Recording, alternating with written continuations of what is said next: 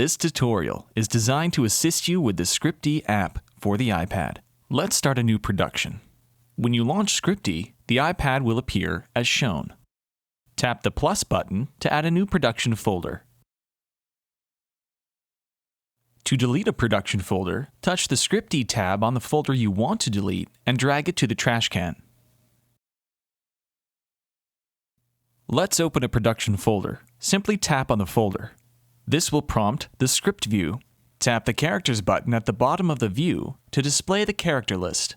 Before you import a script, production will usually have provided you with a character list. If so, you should enter the character list prior to importing a script. If you don't enter the character list first, ScriptE will add the characters that have dialogue in the script and number them in order of appearance. You can also add, delete, and rearrange characters as needed.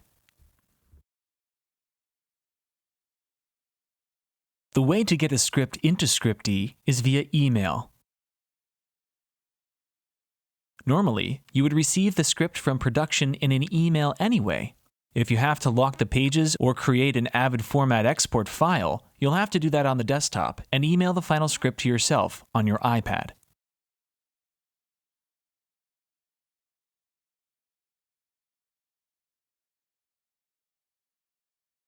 Once imported, revisions can be added. Only the scenes that were changed in the current version are affected. If a scene was changed in the current revision, the previous version of the scene is moved into the previous list, so you always have a history of the changes. To begin the breakdown process, simply tap a scene in the list to reveal the scene details. A lot of information was filled in when the script was imported, such as the page number, act, scene heading, and the script itself. You'll want to focus on the chronology line and perhaps the estimated time running line if you are doing a timing. When you imported the script, ScriptE calculated the eighths of a page for each scene with a minimum of 1/8 per scene, and based on the eighths of a page, ScriptE also calculated an estimated running time for each scene. As you can see, some of the fields provided are free-form text fields that you can fill in with whatever information you like.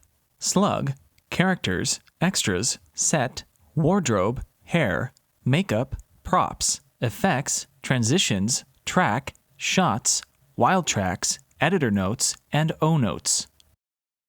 To modify an existing paragraph, just tap on a paragraph in the list to put it into the script paragraph editing window and make the changes. Anytime you want to prepare a breakdown report, tap the Reports button at the bottom of the script view. Previewing generates a temporary report but will not be saved.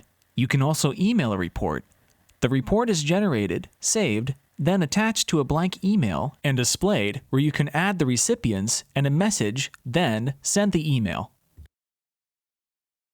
The production view works much like the script view in that it presents a list of shoot days on the left, and when you select a shoot day in the list, it presents the shoot day details on the right. You can add one or more participants to the production and identify which reports and other notifications each participant should receive. When adding timecode, select the appropriate type of timecode in the segmented bar at the top. Then, arrange for someone to hold the slate, and use the Capture button to capture a photo of the slate. This will lock in the moment the photo was taken and the timecode at that moment. Next, type the timecode from the image into the boxes on the right and tap the Set button. You will be notified that the timecode has been set and the letters in the timecode button will be displayed in red. Any shots you log will now include timecode in and timecode out. Begin a new shoot day by tapping the Add button at the bottom of the list. Type the crew call time and tap Start Shooting to save the crew call time and open the shot view. When you start shooting on a brand new production, the shot view will be displayed and slate number 1 will be entered. If you have already logged one or more shots, the slate will be the next calculated slate based on the last shot that was logged. The final step before you are ready to log a shot is to add one or more cameras. If the default camera type is not correct, you can change it by tapping the flag at the top of the tube, where the camera type appears.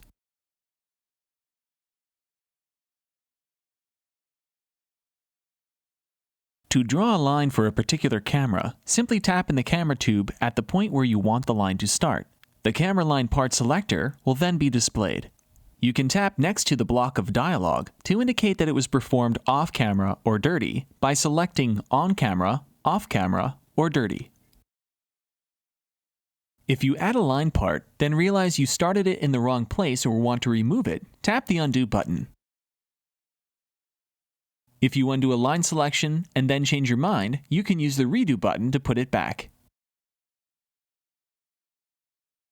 Tap the Take button to start a new take. If you just set up the shot, it will roll for take 1. The shot view will turn red and will be reconfigured to show more of the script section. Tap the Cut button to end the take.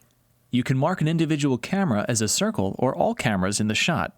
Tap the Fave button to select an abbreviation from a pick list that you can configure to sum up the quality of the take.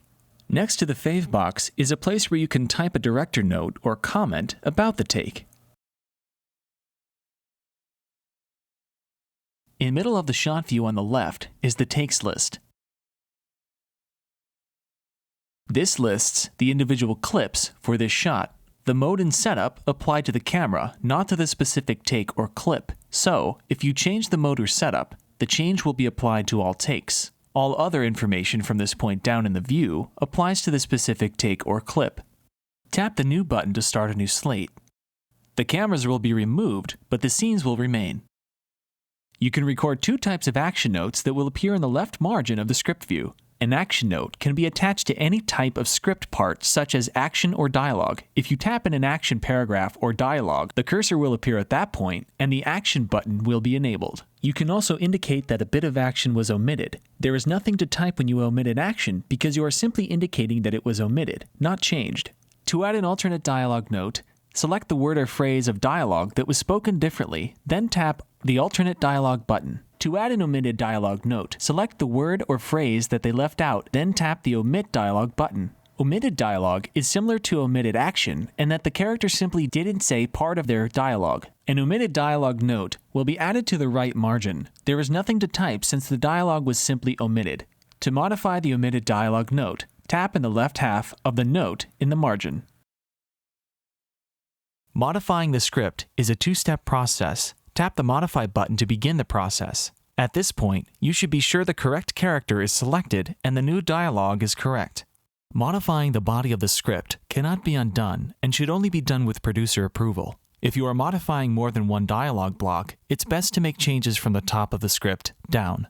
The Modify button allows you to physically modify the script by selecting the action paragraph or dialogue paragraph into 2 separate paragraphs and inserting this new dialogue between them. The script will be modified, and an omitted dialogue note will be added for all the takes that were not marked, indicating that this new dialogue wasn't spoken in those particular takes. While in the shot view or in the production view, where you see the results of a particular day of shooting, you can reload the cameras and sound. The camera rolls that have been used are shown on the left. The current camera roll for each camera type that has been used during the shoot is shown in the list on the right. If you use this view at the start of the shoot to preload the camera rolls for each camera type, the lists will be blank. To add a camera roll for a particular camera type, first tap the camera button in the lower left and select the camera body from the pop-up list. To reload a particular camera, simply tap the Reload button for that camera body in the list on the right. The roll number will be incremented, the new roll created in the list on the left, and the new roll will be set as the current roll. After you complete shooting for the day, you can review your information in the production view. All of your shots, takes, and clips for the day are listed under the Slates tab. If the shoot's day details aren't visible, tap the appropriate shoot day in the list on the left.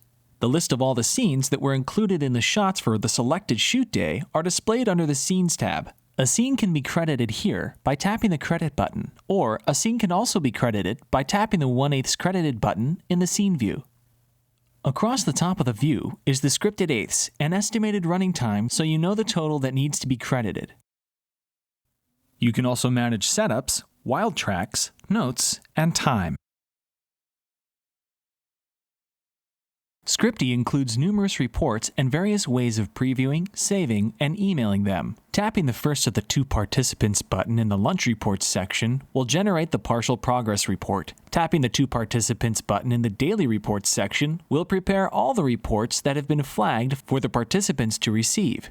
You do not have to check any of the checkboxes next to the reports. Only those reports that are flagged for 1 or more participants will be created. The needed reports will be generated, saved, then attached to individual emails for each participant. Tap the Reports button to open the Production Reports Selections view. Make the desired selections and choose an action in the lower right. Previews will be generated and displayed in succession. If you are ready to export your reports, select Email and choose your recipients. This completes the tutorial. Thanks for watching. For more information, please visit scriptesystems.com.